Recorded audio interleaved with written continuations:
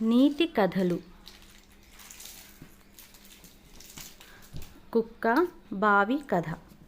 అనగనగా ఒక ఊళ్ళో ఒక కుక్క తన 6 బుజ్జి కుక్క పిల్లలతో వాటికి మంచి బుద్ధులు నేర్పిస్తూ హాయిగా కాలక్షేపం చేస్తూ ఉండేది. ఒకరోజు తన పిల్లలతో ఊళ్ళో తిరుగుతుండగా ఒక బావి కనిపించింది. ఆ బావిని చూపించి, మీరెవ్వరూ ఈ బావి దగ్గరికి వెళ్ళకండి, చాలా ప్రమాదం అని చెప్పింది. కుక్క పిల్లలు ఒకరోజు ఆడుతూ ఆడుతూ ఆ బావి దగ్గరికే వచ్చాయి. వాటిలో ఒక బుజ్జి కుక్క, అమ్మ ఎందుకలా చెప్పింది, ఇదేమిటో చూడాలి అనుకుంటూ ఆ బావిలోకి తొంగి చూసింది.